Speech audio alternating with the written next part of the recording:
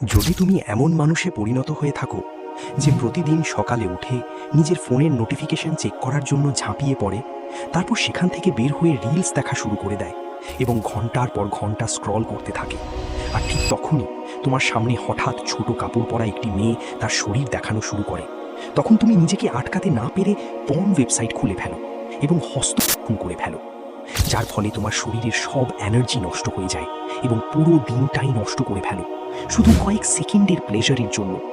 আমার কথা মনোযোগ দিয়ে শোনো। এই ভিডিওটাকে কোনো নর্মাল সেলফ ইমপ্রুভমেন্ট ভিডিও ভেবে ভুল করো না, কারণ আমি জানি এই বর্তমান জেনারেশন কীরকম টাইপের অ্যাডিকশনের মধ্যে দিয়ে যাচ্ছে, এবং সবচেয়ে ভালো ব্যাপার হচ্ছে আমি এই সকল সমস্যার সমাধান পেয়ে গেছি। তাই এই ভিডিওটা শেষ পর্যন্ত দেখবে, কারণ এই ভিডিও তোমার লাইফের ওই সব বাজে অ্যাডিকশনকে সলভ করে দেবে। তুমি কি এটা কখনো খেয়াল করেছো, যখন তুমি এন্ডলেস স্ক্রলিং করতে করতে নিজের সময় নষ্ট করতে থাকো এবং তখন একটি মেয়েকে দেখে ফেলো যে তার শরীর দেখাচ্ছে, এরপর নিজেকে আটকাতে না পেরে হস্তক্ষেপ করে ফেলো, কিন্তু আসল ঘটনা ঘটে এর পরে। হস্তক্ষেপ করার পর যখন তোমার সব এনার্জি শেষ হয়ে যায়, তখন তুমি রিয়েলাইজ করো যে পিছনে কত ঘন্টা সময় তুমি নষ্ট করে ফেলেছো। এবং সবচেয়ে খারাপ যেটা রিয়েলাইজ হয়, যখন তোমার কিছু ইম্পর্টেন্ট কাজ করার কথা ছিল সেটা না করে তুমি পুরো দিনটাই নষ্ট করে ফেলেছো। আর তখন নিজের মধ্যে তুমি বলতে থাকো, শিট, আজকের দিনটাও আমার মাটি হয়ে গেল, কাল থেকে পাক্কা আমি ডিসিপ্লিনভাবে কাজ করব। কিন্তু রিয়ালিটি হলো, সেই কাল করতে করতে এভাবে আরও অনেক দিন, মাস, এমনকি বছর কেটে যায়, কিন্তু সেই ডিসিপ্লিনে আর ফেরা হয় না। তুমি হস্তক্ষেপ তখনই করো যখন তুমি একা থাকো, যখন তোমার কাছে কোনো কাজ থাকে না বা নিজেকে আনন্দ দেওয়ার কোনো উপায় থাকে না। ঠিক তখনই তোমার মাইন্ড তোমাকে বিভিন্ন ধরনের থট দিতে থাকে এবং তোমার মন তোমার উপর কন্ট্রোল করে ফেলে, আর তুমি মনে করো হস্তক্ষেপ করলে হয়তো আমি শান্তি পাবো, ভালো অনুভব করব। কিন্তু বাস্তবে এমনটা হয় না। হস্তমৈথুন করার পর আবার সেই খারাপ লাগা ফিরে আসে, আরো গভীরভাবে। এটা এভাবে বলা যায়, যখন এমন কোনো জিনিস যা আমাদের বাস্তবতাকে ভুলিয়ে দেয়, আমরা সেটাকে বলি নেশা। আর অন্যদিকে সমাজ আমাদের বলে রেখেছে নেশা শুধু সিগারেট বা মদের মাধ্যমে হয়। কিন্তু আসল সত্যটা হলো, যে জিনিস আমাদের বাস্তবতা থেকে দূরে সরিয়ে দেয় সেই প্রতিটা বিষয়ই হলো নেশা।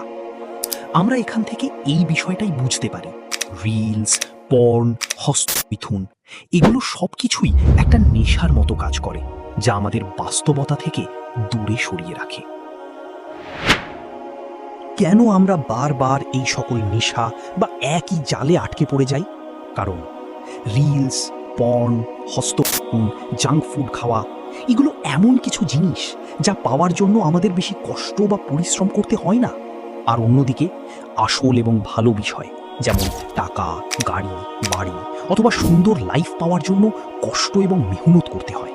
কিন্তু আমরা ছোট সুখ বা চিপ ডোপামিন পাওয়ার জন্য এইসব শর্ট টার্ম প্লেজারের দিকে ঝুঁকে পড়ি।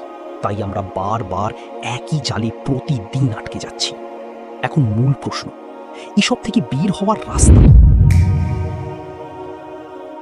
তো মনে করো তুমি তোমার শরীরের চাহিদা পূরণ করতে অথবা ডোপামিনের আনন্দ পেতে রিল স্ক্রল করো অথবা পর্ন দেখে হস্তমৈথুন করো, কিন্তু এখন তুমি দেখে ফেলেছো যে হ্যাঁ, আমি দিনভর ফোন স্ক্রল করি এবং তাতেও সুখ না পেলে পর্ন দেখে হস্তমৈথুন করি। কিন্তু এগুলো আসলে এক ধরনের নেশা। এগুলো করলে আমার এনার্জি, সময় এবং সেলফ কনফিডেন্স সবকিছু নষ্ট হয়ে যায়। এরপর তুমি নিজেকে বলো, না, অনেক হয়েছে, এই সামান্য ডোপামিন পাওয়ার চক্করে আমি আর নিজের এনার্জি নষ্ট করতে পারবো না, আমাকে অবশ্যই এটা থেকে বেরিয়ে আসতে হবে। এরপর তুমি রিলস, পর্ন এবং সব ধরনের নেশা যেগুলো তোমাকে ডোপামিন দেয়, সেগুলো সব রাস্তা বন্ধ করে দাও। তখন তোমার আসল জীবন তোমার সামনে আসে, যে জীবনে না আছে কোনো সুখ আর না আছে কোনো ডোপামিন। কিন্তু এখানেই হলো আসল খেলা। এখন তোমার লাইফে কোনো ডোপামিন নেই, কোনো রিলসের আনন্দ নেই এবং সব নেশার রাস্তা বন্ধ করে দিয়েছ।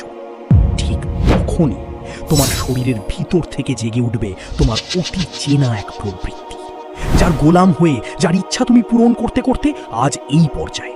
সেই প্রবৃত্তি তোমাকে বলে উঠবে, তোর এসব করে কোনো লাভ হবে না, তোর লাইফে আর কোনো সুখ নেই। তাই তুই রিলস দেখ, পর্ন দেখ আর হস্তক্ষেপ কর। তাহলে তুই আনন্দ পাবি, মজা পাবি। তাই আবার ফিরে চলে আয়, আবার এই নেশায় ডুবে যা। এইসব কথা বলে তোমার সেই নেশায় ডুবে থাকা প্রবৃত্তি তোমাকে আবার নিজের কাছে টানবে, কিন্তু তখন তোমার জবাব হবে এভাবে। হ্যাঁ, তুই ঠিকই বলেছিস। আনন্দ প্রচুর পাওয়া যায় তোর এই সব নেশায় ডুবে থাকতে। যত আমি এই নেশার মধ্যে পড়ে থাকব ততই আমি আনন্দ পাব। কিন্তু যত আমি আনন্দ পাব তার থেকেও বেশি আমি দুঃখ পাব এই নেশায় পড়ে থাকলে।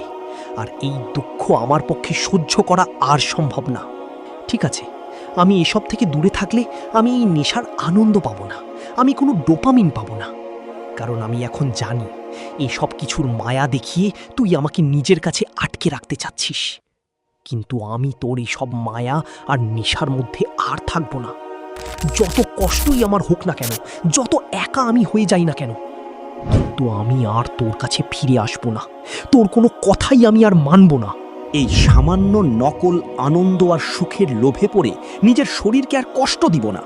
যদি কষ্ট করতেই হয় তাহলে আমি নিজেকে ইমপ্রুভ করার জন্য কষ্ট করব, নিজের শরীরকে শক্তিশালী করে তোলার জন্য কষ্ট করব, নিজের মনকে শক্তিশালী করার জন্য কষ্ট করব। শেষ একটা কথাই বলবো, যদি এত গভীরভাবে সবকিছু বোঝার পরেও তুমি আবার নিজের প্রবৃত্তির দাসত্ব করতে থাকো, তাহলে তোমার অবস্থা আরও খারাপ হয়ে যাবে। কান্না আসলে কান্না করবে, অসহ্য কষ্ট হলেও সহ্য করবে, কিন্তু আবার নেশার দিকে ফিরে যেও না। আর এটাই আমার বলার ছিল।